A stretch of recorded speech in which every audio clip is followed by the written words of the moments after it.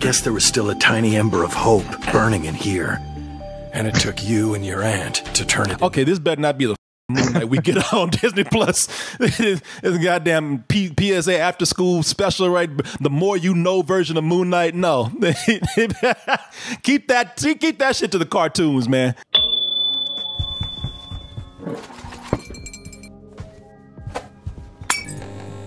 So, Oscar Isaac, his first entry into Marvel, let's just say it was not really all that great.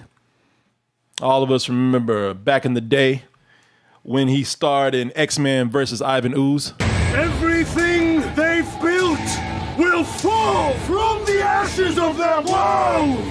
We'll build. Okay, all right. I'm not even gonna hear that bullshit right there. Not the most spectacular entry into any kind of Marvel universe. Of course, this is not the Marvel universe, but it was Marvel under 20th Century Fox at the time, which is now owned by Disney. And also owned by Disney is, well, all of us at some point, but Oscar Isaac. Oscar Isaac, as you know, he's up in that House of Mouse, and he's getting another shot at playing a Marvel character, as it's been reported that he will play Moon Knight, who I know nothing about. But apparently a lot of people are excited about this, and if you've been keeping up with the headlines that are out there, you can see Moon Knight, Oscar Isaac tapped to star in Marvel and Disney Plus series. So this is going to be something that's added to the long roster of shows, not movies, but shows that will now justify that money that you're paying for Disney Plus. It's the stuff that you paid for. So you won't have to sit up here and just wait for The Mandalorian and cancel it and then get it back again when The Mandalorian comes back on. Hopefully you have a reason to keep your subscription as we have all these shows coming up, all these Marvel shows coming up on Disney Plus. I think Moon Knight's a really interesting character. I'm not super well versed on him. I've only read an arc that started, I think, 4 or 5 years ago when they kind of rebooted the character. But I do like him a lot. He gets this reputation for being like a what-if scenario, like if Batman had split personalities disorder, which is really interesting to me. I think the character lends itself to an adaptation. I like the character. Here's my problem. I love Oscar Isaac. I think you feel the same. I feel like Oscar Isaac was already sort of wasted for the last 5-6 years with the Star Wars franchise. And I was looking forward to a return to kind of everything he was doing before those movies, like A Most Violent Year, Inside Llewyn Davis, like Drive. That was really interesting stuff to me. Having said that, I'm not going to say no. I think it's a tremendous get for Marvel, much like, I don't know if Tatiana was confirmed for She-Hulk. I know they're playing fast and loose with that whole thing. But it's like the idea is that you're going after the actor first. You're bringing that kind of pedigree to it. I love that. I think that's amazing. I just get worried if this is going to be another time suck where this could prevent him from doing other roles. Only thing I knew about Moon Knight is that he just wore a big ass cape, hung out on gargoyles like Batman, and had a big ass rapper's moon emblem around his neck. This is the internet, y'all, and the internet reports stuff so fast. And it turns out today they can report something that's a lie, and that shit will sit there for days before anybody calls it out, and having everybody thinking it's going to happen. So either, you've either sat up there and talked about something like it was true, and then it ends up making you look stupid because it wasn't. Or if you're a fan, you got your heart set on something happening, and it never materialized. It ended up being a lie, or ended up being misreported. So, I first of all, I'm wondering if this is true, because they've been talking about a lot of people being cast as this character Moon Knight. They've been talking about this for a while, going from Keanu Reeves to Harry Potter being the character of Moon Knight. What's his name? I hate calling that boy Harry Potter. Jesus. Daniel Radcliffe. Daniel Radcliffe. I'm so sorry. Whenever I can't think of Daniel Radcliffe's name, I just take a cheap shot and call him Harry Potter. But because he just blanked on me all of a sudden. But they were talking about, I think he knows he's Harry Potter for life. Corey. I mean, come on, man. This poor boy. I wish he did have Moon Knight, because this poor boy can't be.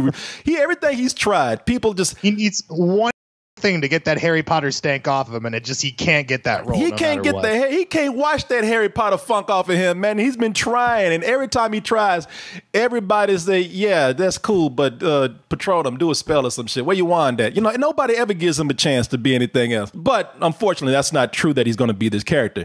Or maybe it is, because we don't know. Because the biggest thing that I want to make out with this is that, you had this whole thing about, as you said, Tatiana Maslany, who was going to be cast as She-Hulk.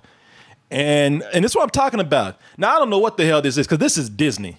Disney usually has a very tight marketing machine out there. And this is and I know this girl ain't, she's not going dark or not getting on social media for days. So I find it kind of weird that, all of a sudden a week later or 2 weeks later, a report comes out on many places, this is NME, but it says Tatiana Maslany denies that she's been cast as She-Hulk. That actually isn't a real thing, she says. So that was going to be another show on Disney Plus. You can see She-Hulk right down here in the corner. So my thing is, as much as I like Oscar Isaac, as much as I would love to see another Disney show, as much as I'd love to learn about this character, Moon Knight, more, I'm at the point now where I'll talk about it. I'll do some what if stuff myself, but I don't believe anything until there's a concrete report, or even better, today, an actor comes out on camera and says, yep, it's true, I'm playing this character. I just don't buy it right now. I don't trust that Oscar Isaac is doing this at this moment. Remember when he was asked during the Rise of the Skywalker press junkets whether he would have any interest in continuing that character on Disney Plus in like a series format? And he said no. Now, obviously, that could just be about his experience with Star Wars in particular, how that fandom is ridiculous, and it's kind of a thankless franchise to be in. You're going to get criticized. You're not going to please anyone. It really felt like with that last trilogy. But for him to say that and then to immediately jump into the Marvel thing. Now, granted, Marvel has a much better track record, right? Like all of the actors who were a part of that fraternity still go to bat for it. Robert Downey Jr. just came out and supported Chris Pratt or whatever. We'll get into that later, I guess. Yeah. But my point is that like maybe it's possible that he's going to have a different experience with the Marvel Disney rather than Star Wars Disney. But I'll say the reason I think this has a little bit more credibility is that they didn't just talk about casting. They talked about people who were developing it as well. The developer and one of the head writers, not the showrunner, but one of the head writers for the Umbrella Academy on Netflix is actually taking this. Usually they won't make an announcement about who's helming. They try to keep all those details scarce. Usually they'll attach someone first and then they'll figure it out like they did with the Nick Fury show. Remember they said, oh, we got him, but we don't have a showrunner. We don't have a director. We don't have a story. We don't have any of that stuff yet. So I think this is a little bit more credible. Now, of course, anything can change from between here and by the time it comes out. But it does seem like, no, this guy's going to do it. And I'm so happy. But at the same time, I just feel like it's going to take this guy away from other really interesting roles. I think he's one of our best actors out there. And I as much as I like these comic book stuff and big sci-fi stuff, I'd like to see him go back to doing, Ex Machina and shit like that. Yeah. Well, he said one thing it's not going to take him away from money, bitch. He said, I'm about to get paid. Hey, look, I knew that was bullshit. I don't want to hear that shit from these actors that I'm giving this up and I'm going back to doing those broke ass independent movies or the movies I got hardly paid for. Disney got money.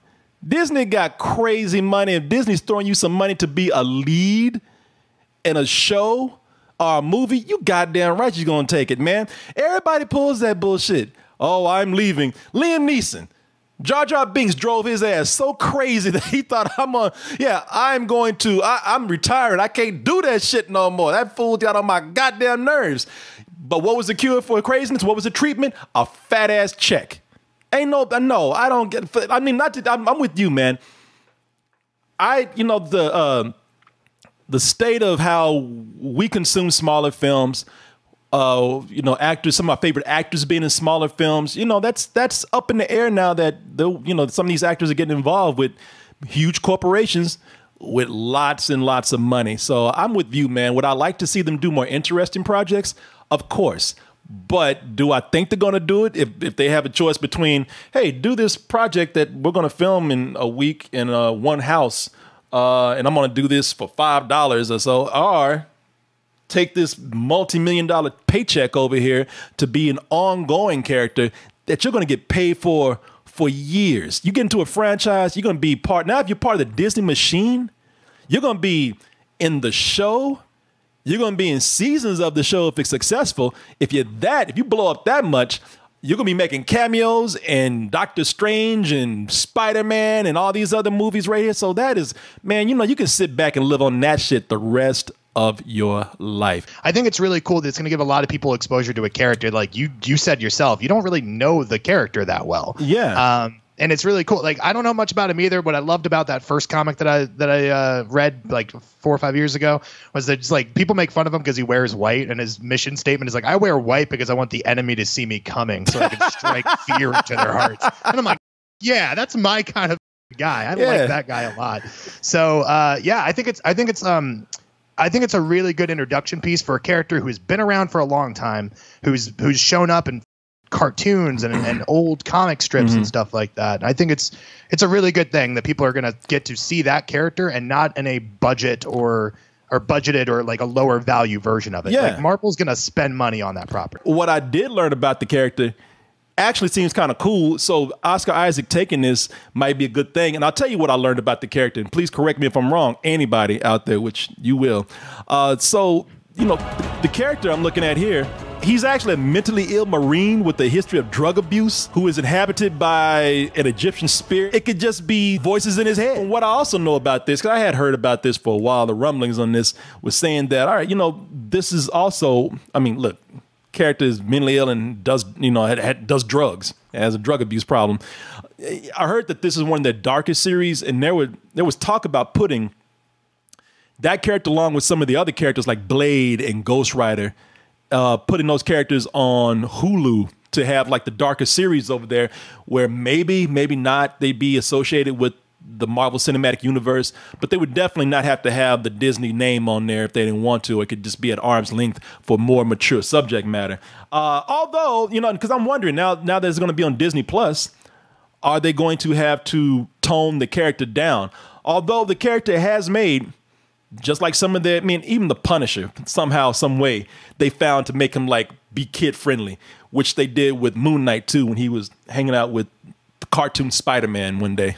You asked me earlier why I held on to the costume and the weapons. I guess there was still a tiny ember of hope burning in here. And it took you and your aunt to turn it. Okay, this better not be the Moon Knight we get on Disney Plus. It's a goddamn PSA after school special, right? The more you know version of Moon Knight. No, keep that shit to the cartoons, man. I don't want. That is not the character that I want. I want the character that they say that, you know, because they've had some dark stories where they say that he's, again, could be a violent character because he is a vigilante. He's probably, who's crazier than the Punisher? Probably Moon Knight. The dude thinks he hears voices and admits, like, yeah, I think I hear voices and deal with them. I do drugs. But I also wonder what they're going to do with this version now that it is coming into live action, whether it's on Disney Plus or any place else.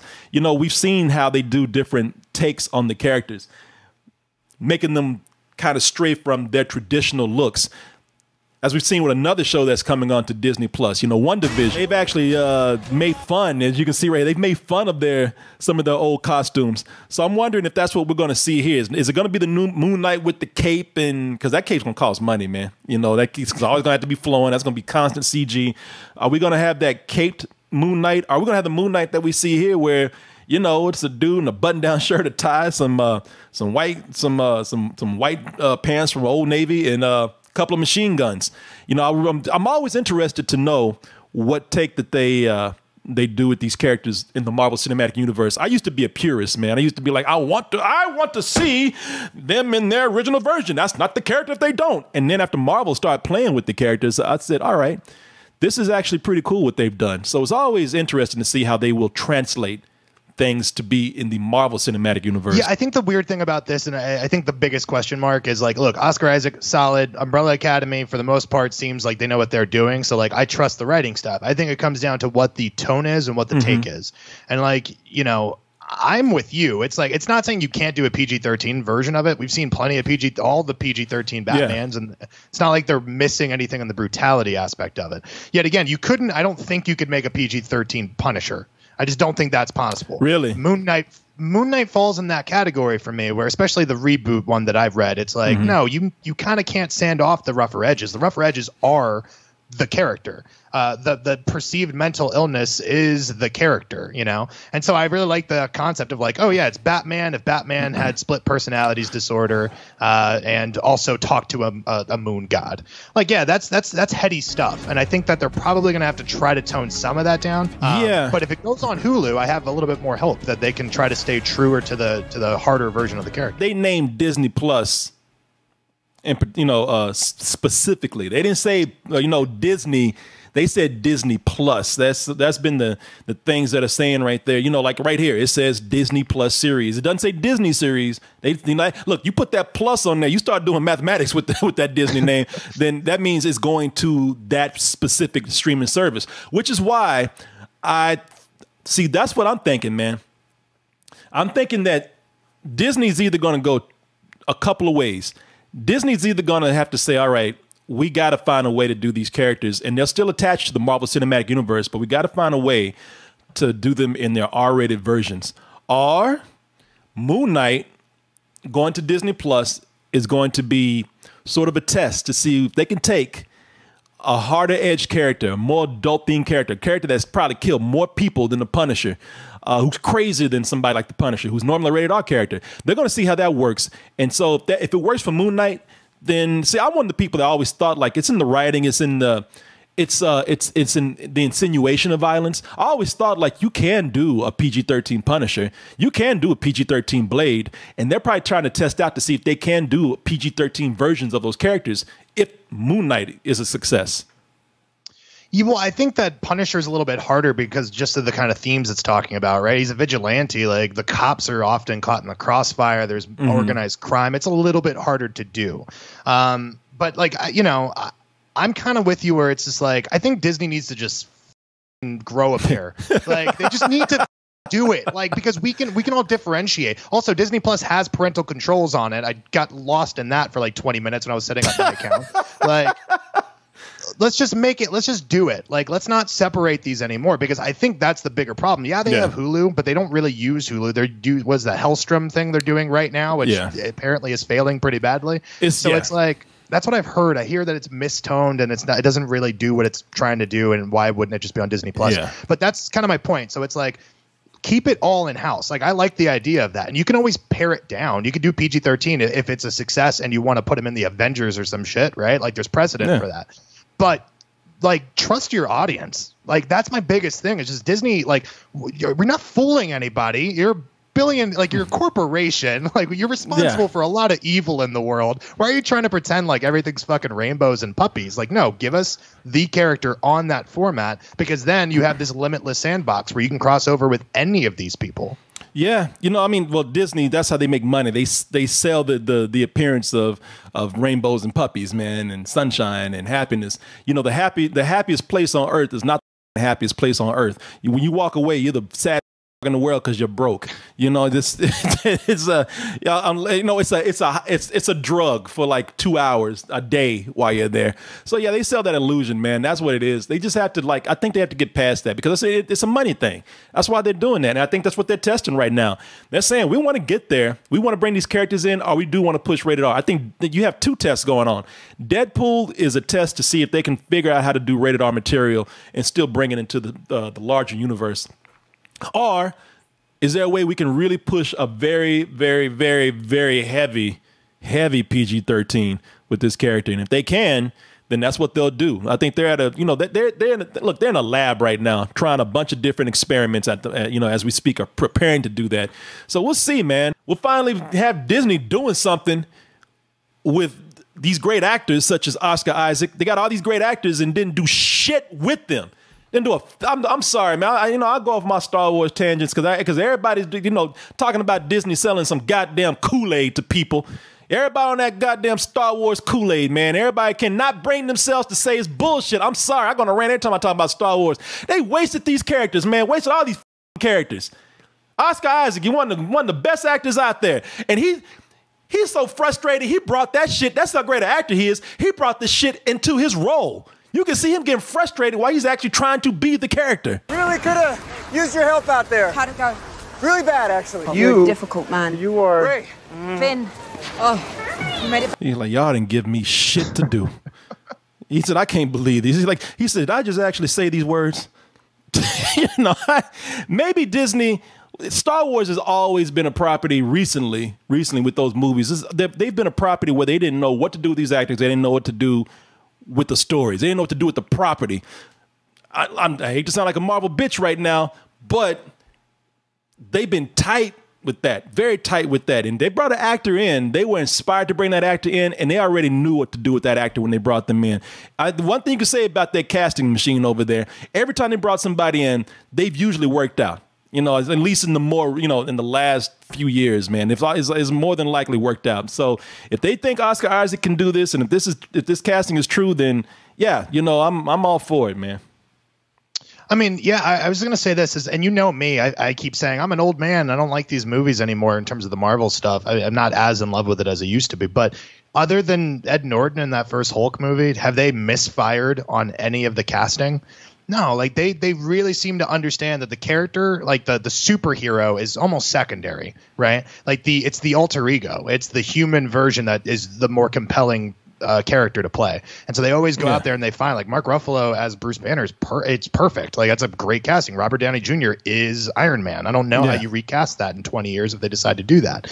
Or maybe they just have old RDJ. I don't know. But yeah, I think that the role itself is going to be really interesting. Obviously, it's a cop-out answer. We say this all the time. It comes down to the writing. But I just want to see if this is a pivotal moment for Disney and Marvel.